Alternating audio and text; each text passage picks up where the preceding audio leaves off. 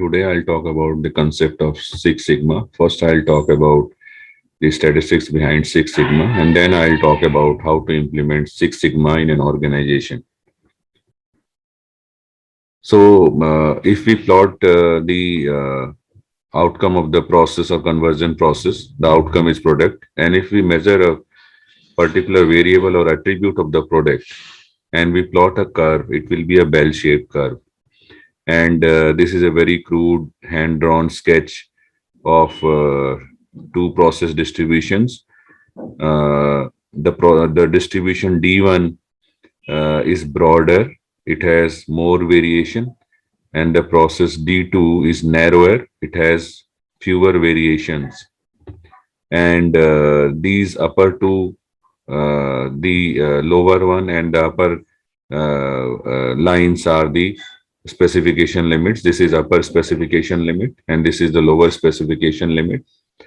So if we look at the D1 process distribution, the significant part of the curve is crossing the upper specification limit and lower specification limit.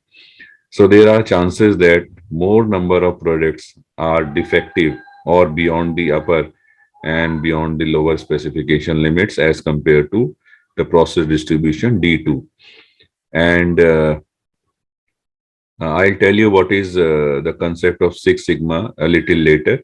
The only thing I want to tell here is that the D1 process distribution is 3 sigma and the D2 process is 6 sigma.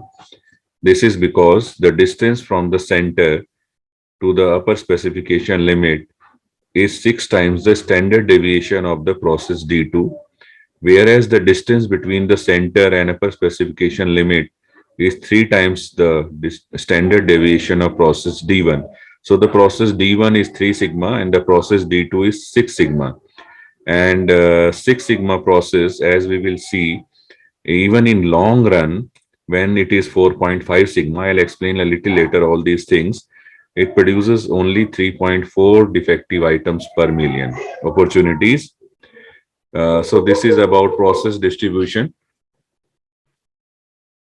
Now, if, for example, there is a process distribution which is centered in the midpoint between the upper specification and lower specification limits, and let us say this process is 6 sigma, in long run due to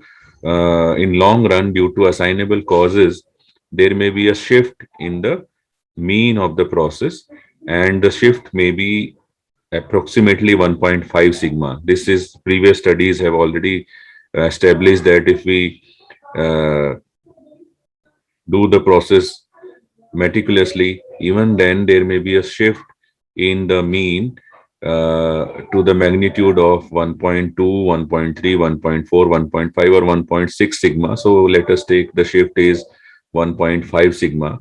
So the distance between the center of the process distribution after the shift and the upper specification limit, or if the shift is left side, it is between the lower specification limit and the midpoint. So whatever the case may be, and this difference is 4.5 sigma, even then the defects are less than 3.4 per million opportunities. So this is about 1.5 sigma shift. The industry average is most of the industry companies operate at either 3 sigma or 4 sigma, and we should aim to operate at 6 sigma, and this is about 6 sigma concept. Now let us see what is process capability. The graph is same as I've shown you before. This is the process distribution and these are the lower specification limits and upper specification limits. The ability of the process to meet the design specifications for a service of the product, that is the ability of the process distribution to be within these specification limits, is the process capability. And the process distribution, let us say it has a mean mu and a standard deviation sigma. Then the design specification width is defined as the difference in upper specification limit and lower specification limit. That is, this distance from this limit to this limit is the design specification width, and the process capability is this design specification width divided by 6 sigma.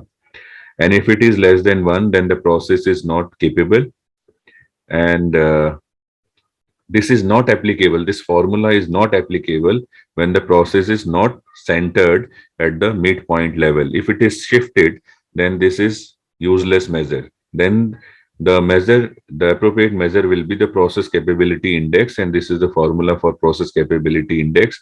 This is minimum of the difference between the midpoint of the process distribution and one of the limit, whichever is lower, divided by 3 sigma, and sigma is the standard deviation of the process distribution in question.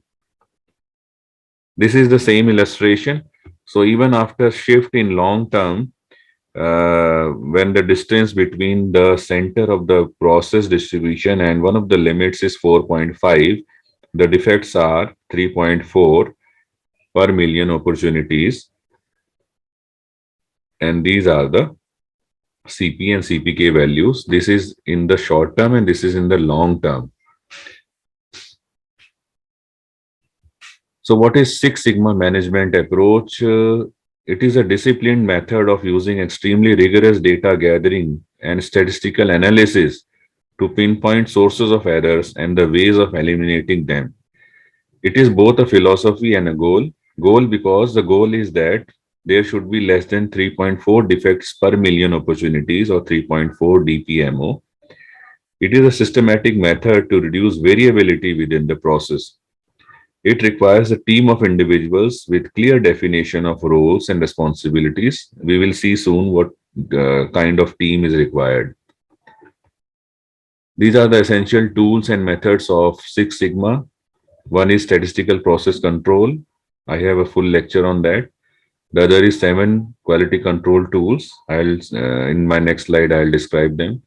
Then balanced scorecard, voice of customer. We should take customer feedback, process design and redesign, creative thinking, design of experiment, and continuous improvement. These are the 7 quality control tools: cause and effect diagram, also known as fishbone diagram, check sheet, control chart, histogram, Pareto chart. It is a bar graph that shows which factors are more significant, scatter diagram, stratification, or flow chart or run chart. These are the 7 QC tools. So what kind of team is required for implementation of Six Sigma? This is the organization chart. At the top, there is quality manager. Below it is master black belt, which is specific, who is specific for a particular functional area of business. Then black belt, which lead a quality project. Then green belt. Green belt is are no one but the regular employee involved partly in quality project, and rest of the time they do their regular job. So there are 2 methodologies to implement Six Sigma. One is DMAIC and the other is DMADV or DFSS. DMAIC is define, measure, analyze, improve, and control. And DMADV is define, measure, analyze, design, and verify.